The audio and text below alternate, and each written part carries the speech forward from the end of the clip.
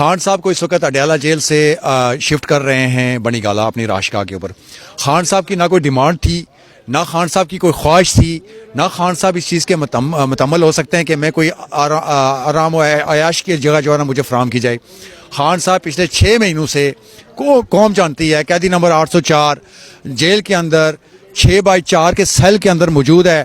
وہ یہ کہتا ہے، وہاں سے واضح میسج بھیجتا ہے کہ میں باہر کی غلامی سے اندر کی آزادی میں مطمئن ہوں.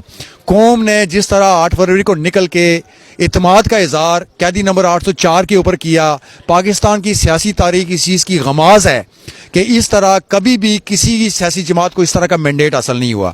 لیکن اس مینڈیٹ کی جس طرح بے توقیری کی جا رہی ہے، میں سمجھتا ہوں کہ جو ہمارے اپوننٹ ہیں وہ اس چیز کا بھی اعتراف کرتے ہیں کہ 8 تاریخ کو آپ لوگوں نے بھی کور کیا، انٹرنیشنل میڈیا نے، مبصرین نے بھی کور کیا.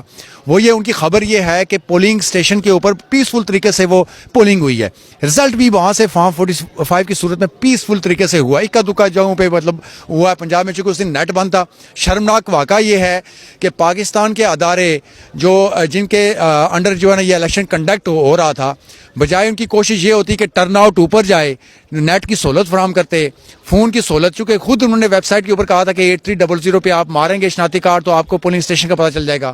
بجائے اس کی کہ معاونت کرنے کے الیکشن کمیشن نے یہ کیا کہ نیٹ ہی بند کر دیا، فون کو شٹ ڈاؤن کر دیا. اور جو لوگ بہت سارے ابھی تقریباً 20 سے 25% لوگ ایسے تھے جو پولنگ ڈے کے باہر نکلے، شناختی کارڈ لے کے آئے، لیکن نیٹ کی سہولت نہ ہونے کی وجہ سے وہ ووٹ کاسٹ کرنے سے محروم ہوئے.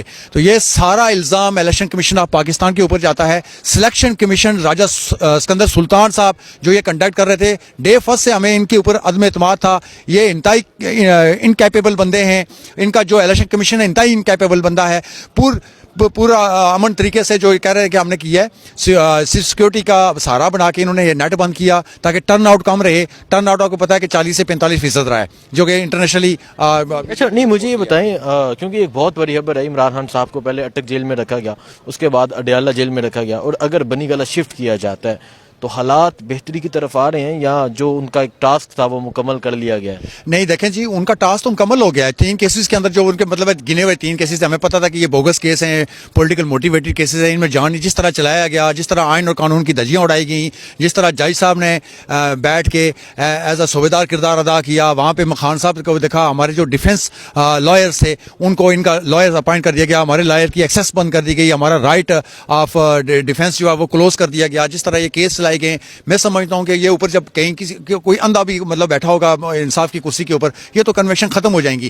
بات یہ ہے کہ اس کے بعد انہوں نے 9 مئی کے 12 کیسز خان صاحب کے اوپر ڈالے ہوئے تھے. آپ نے گزشتہ دنوں میں دیکھا کہ وہ 12 بیلیں بھی خان صاحب کی ایکسیپٹ ہو گئی ہیں. اب ان کے پاس آپشن ہی کوئی نہیں ہے، چونکہ اب انٹرنیشنل میڈیا چیز کو کور کر رہا ہے کہ خان جیل کے اندر رہتے ہوئے 3/4 سیٹیں لے چکا ہے. لیکن یہ پاکستان تحریک انصاف کے منہ پہ ہڈی ڈال کے خاموش کرنا چاہتے ہیں. جی 93 سیٹیں آج انڈیپینڈنٹس کی ہو گئیں، ان پہ بھی یلغار. میں سمجھتا ہوں کہ سپریم کورٹ کو سوموٹو ایکشن لینا چاہیے، پٹیشن اس کے اوپر لینا چاہیے ایکشن، تاکہ یہ جو بننی لگنے لگی ہے یہ سپریم کورٹ کی وجہ سے لگے گی. اور یہ آئین اور قانون کا جو جس طرح انہوں نے ماضی میں جو دیا ہوا ہے ان کے ووٹ کو روکیں. انہوں نے اپلائی پاکستان تحریک انصاف کے فارم کے اوپر کیا ہوا تھا، جس طرح رات کی تاریکی میں لوگوں کو اٹھا کے اغوا کر کے وفاداریاں تبدیل کروا کے کسی اور جماعت میں شامل کر رہے ہیں. دوسرا میں آپ کو بتاؤں کہ جہانگیر ترین جو انہوں نے پارٹی بنائی تھی، 2 پارٹیاں بنائی تھیں، ایک پاکستان تحریک انصاف پارلیمنٹری جو پرویز خٹک تھا، اور اسی طرح جہانگیر ترین تو بڑھ گیا بھائی.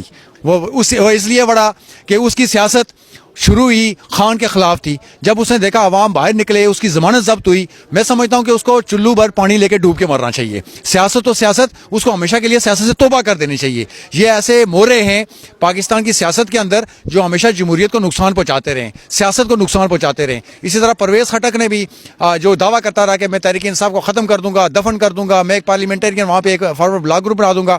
آج پتہ چلا کہ اس کا بوریا بستر ہی گول ہو گیا ہے. اس کی سیاست ہمیشہ کے لیے وہاں خیبر پختونخوا کے عوام نے ختم کر دی ہے.